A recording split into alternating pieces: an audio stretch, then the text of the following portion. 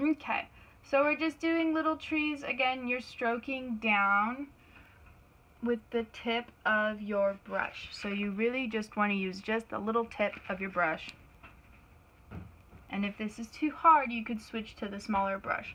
I like using this big brush because if you brush down with it, you're gonna get these fun, straight, shaggy lines. Let's do some here in the background. You see some of my trees are big and some of them are small. You want to give it variation. Sometimes as people, we tend to unknowingly do everything kind of in a straight pattern, and what that does is it doesn't look organic, and nature is organic. So even if you have some trees that are kind of like tipsy-turvy, that's okay, because again, you want an organic feel to it. People who are very organized have a hard time with these kind of paintings because they want everything so perfect and symmetrical. It's a really good way to let go. I recommend having a glass of wine to really help relax yourself first.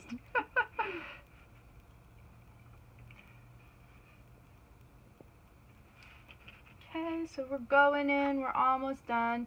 Just gonna add little ones here. Little ones. The farther away trees get, the less defined they could be too. You see how these don't have as much brush strokes to them.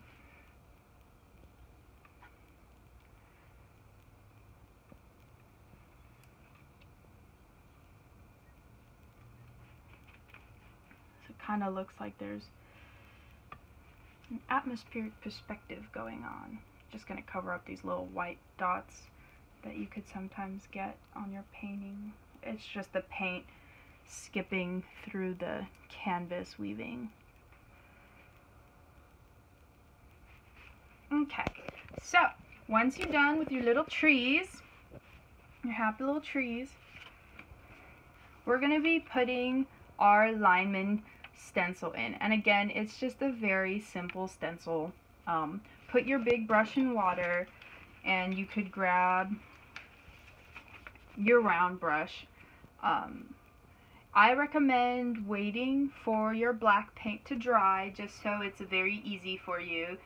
For the video, I'm just going to go for it, but if you have time, I would definitely just kind of let your painting sit, let it dry. It should be done in a couple of minutes. And then you're going to find the perfect place for your stencil. I'm going to put mine right here. Woo. See, I just put it on. If you wait for your painting to dry, you won't be able to just stick it on. I just did a quick cutout. I didn't do every last little detail. I'll go in and add little detail to anything I missed. This is just to really help me get the shape of it. So you don't want to rely too much on the stencil. You just want to use the stencil as a guide to help you.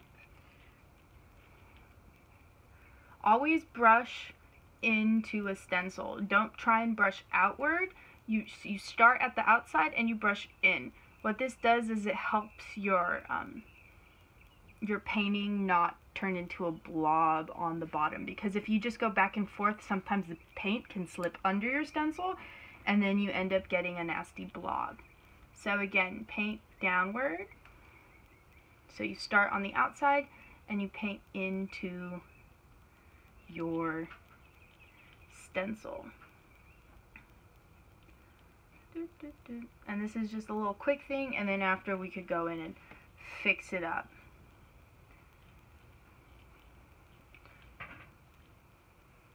I accidentally cut that. It wasn't supposed to be cut. I'm not really too good at arts and crafts, I think.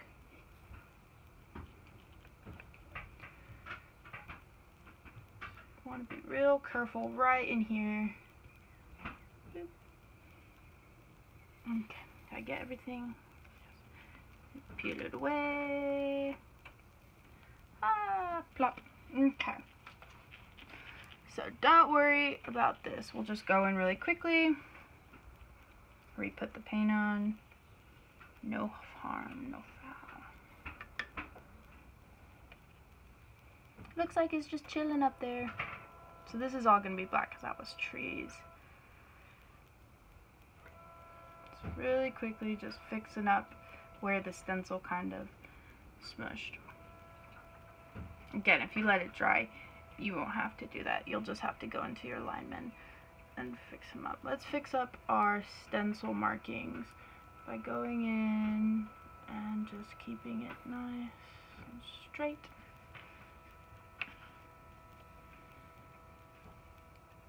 Okay, let's at least give him a tool belt. So just a line right here. So we know he's actually hanging on there. It looks like he's like looking at the sunset right now. Should we put an arm? Or should we leave it like that? I'll leave it like that. I kind of like it. It's like he's looking off. He's just hanging there.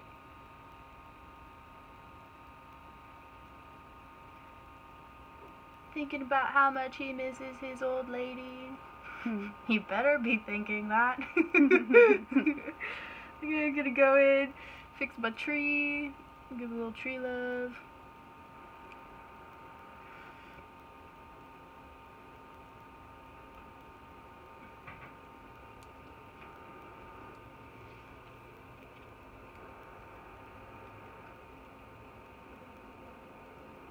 Again, if you found a different black stencil, Lineman silhouette, and you want to do that one instead, more power to you. Just let your painting dry, and then make sure you cut it out really nicely, not like me.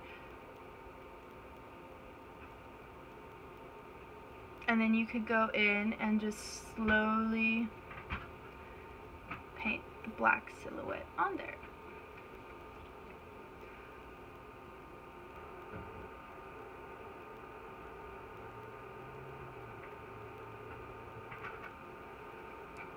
Then we do a quick little, just a little isolated here, little one there. Okay. And last but not least, obviously there has to be power lines going somewhere. So I'm just going in here and kind of fixing up my trees real quickly that got smudged.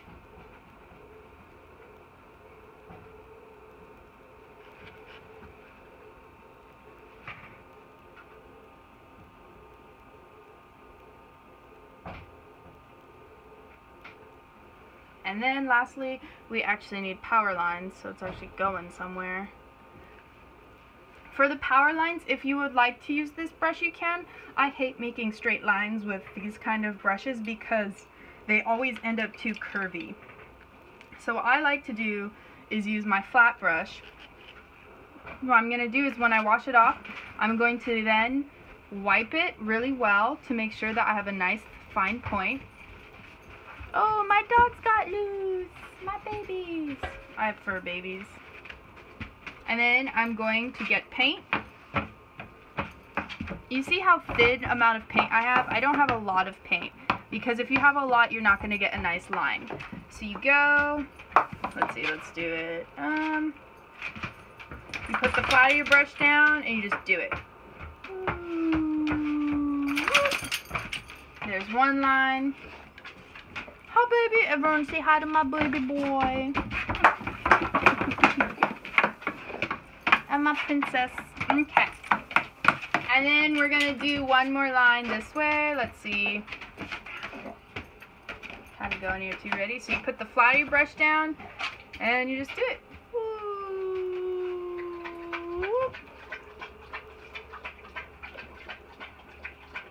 Disappearing off into the distance. You see how I'm not plopping my brush down this way? I'm using the point of it. If you make a sound effect, it will actually help, because what happens when you do a straight line, you want to hold your breath and tense up, and that will cause you to make crooked lines and stuff because your body's all tense. So just breathe out and go, whew. That's why I make funny noises. It actually helps you. I know people think I'm crazy, but it's okay. At least when I teach. So I'm just going to go in, maybe give it a little bit of love right here. Here's some of my trees. kind of darken it up. In some places it kind of blended too much. So you just want to kind of give it a little bit of love. A little bit in here. This tree's a little bit shaggy too. What happened, tree? Some tree love. There you go. Maybe make this one a little bit bigger. Over there. A little bit right here. So just kind of darkening it up. Okay, and then that is dry, so what I'm going to do is I'm going to put my brush in water.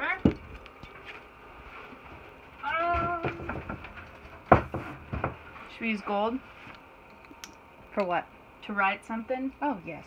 Gold. Okay, so I just have a gold marker. It's not just a marker, it's a paint marker. You could get it at Michael's or anywhere you get your paint. And we're going to just do... Excuse my handwriting, it's absolutely horrible. Oh wait, let me prep it first. Let's see if it... Okay, I'm gonna just cut that out and get a new one. Okay, same marker, but bigger. Hopefully not dried up. Not dried up. Okay, again, excuse my handwriting.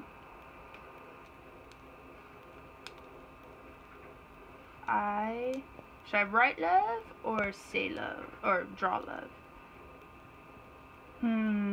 Spell love.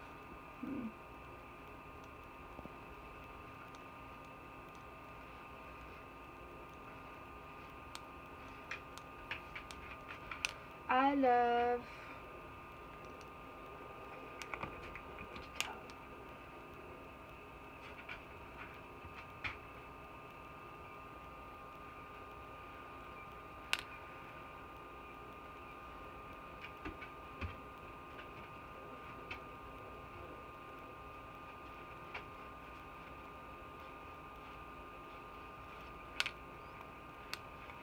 says, I love my lineman. Let me darken this up a little bit. So a fun thing about this is it's gold, and so it will be reflected. So in some areas you could really see it well, and then sometimes if you move around depending on the light, you can't see it. It's like muy misterioso. And that's it. And then you sign your name. Take pride in your work. And then you're done. Okay. Do a little close up.